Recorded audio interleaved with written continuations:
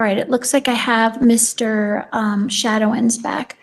Yeah, there is one that was issued on November 21st of 2025. So I think they do that out of the clerk's office, maybe. They have it's just a form that they send out. Yeah, they send that out that way. All right.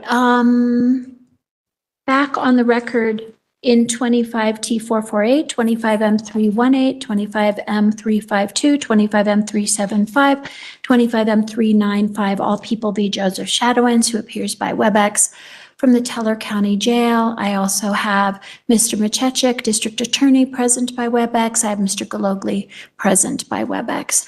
And I don't know if there's any information that you might have, Mr. Gologly? Yes, Your Honor, I did speak to Mr. Shadowins. He indicated that he would like to remain silent, but that he would speak with the evaluator. So that is our request today, is that he be allowed to do that out of custody. Okay.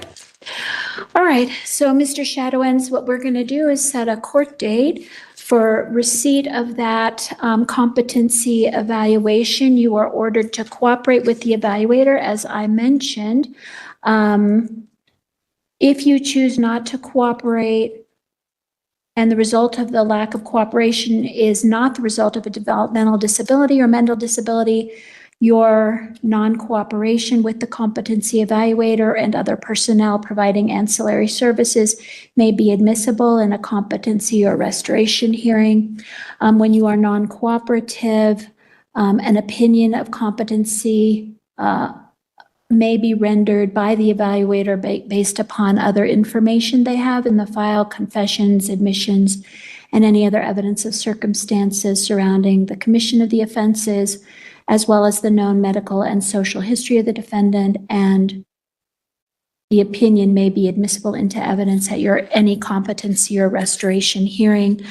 You are also ordered, if you choose not to talk to the evaluator, you are still ordered. And so if the court gets a report that you have failed to provide releases of information to the CHDS people or to the evaluator so that they can obtain your records, then regarding mental health, then that will also be a violation of this order and may result in a warrant for your arrest, revocation of bond, and a warrant for your arrest. I'm going to make sure that you have a copy of this. We'll send this order that was issued back on December 2nd to you, so you can review it. We'll set that next court date, which will be, I guess, maybe 60 days or so. I think 60. April 27th at 8:30. April 27th at 8:30. And let me think what else.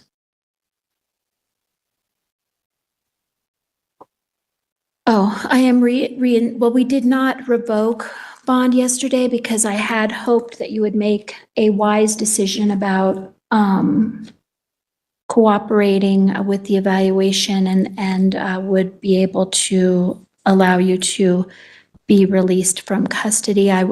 So I don't really have to reinstate the bonds because we did not revoke them yesterday. You issued warrants. I'm sorry? You issued warrants that nearly led to the neighborhood being burned down.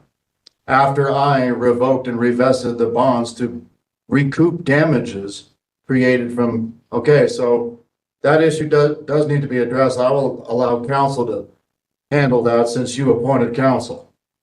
If you issued warrants, which the sheriff's refused to provide a bond request and a 911 phone call demanding warrants. So what are you doing? I showed up to settle the matter. So, Mr. Shadowins, I do want to make sure you understand that Mr. Galogly can represent you while you're in custody. But if you wish to have the assistance of a public defender after you're out of custody, you will have to apply for their services, which means you have to go to the office of the public defender in Colorado Springs and submit an application along with proof of your income for the past 30 days. Because unless you want me to take your testimony regarding your income, I mean, I guess I could Question of. assist in that way, but I can't, just to let you know, the public defender they have rules they have to follow. I understand. Thank Okay. you. Thank Okay. you. The issue of bond is you issued warrants after I showed up to settle the matter for set off, settlement, discharge, and cancellation.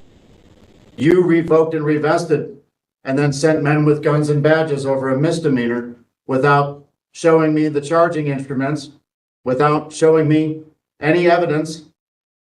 So, I mean, settle the matter, Your Honor. Thank you, Mr. Shadowins. My role in this case is simply to be the judge in the case.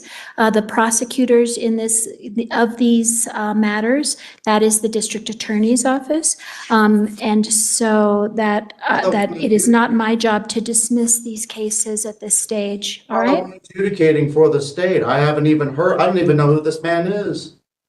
This is like the fifth guy. I have no evidence. So I'll go talk to an evaluator so you all can play the crazy card. Okay? Thank you. I'll just handle it with $100 million tort claims. Like, you don't have a victim here. You almost burned down a veteran community with void judgments, with 3 lawful jurisdiction challenges on the table. Like, you could say I'm incompetent, Your Honor. I haven't raised the issue. I'm at common law. You're at some other admiralty law, as evidenced by prima facie evidence behind you. Let's lower your voice. That's just the way I talk, brother. I'm not yelling at a judge. She can hear me. I'm not being disrespectful. I'm being disrespected. This is kidnapping. Straight up, and you all know it is. Thank you. Thanks, Mr. Shadowins. I don't want you to start getting escalated. You escalated yesterday to the point where you were calling me names. I didn't find you in contempt of court yesterday, but I don't want you to get escalated at this stage, because then I will be, contempt of court, direct contempt, calling judges names and yelling at them can result in a jail sentence. All right? So just keep that in mind. Thank you, Mr. Shadowins. Thank you, deputies. What is the ruling? The ruling is that I do have jurisdiction. I am not dismissing any of these cases, sir. And just like that, another courtroom meltdown wraps up. When ego drowns out logic, the outcome is almost inevitable failure, frustration, and real consequences. This case was never about the law itself, but about refusing to understand it. The court gave him multiple chances to turn things around, but instead of working with the process, he chose to fight against it. Now, he's left facing the very reality he tried to avoid. If you thought this was intense, just wait for what's coming next. Don't forget to subscribe, share your thoughts in the comments, and stay tuned for more real courtroom moments.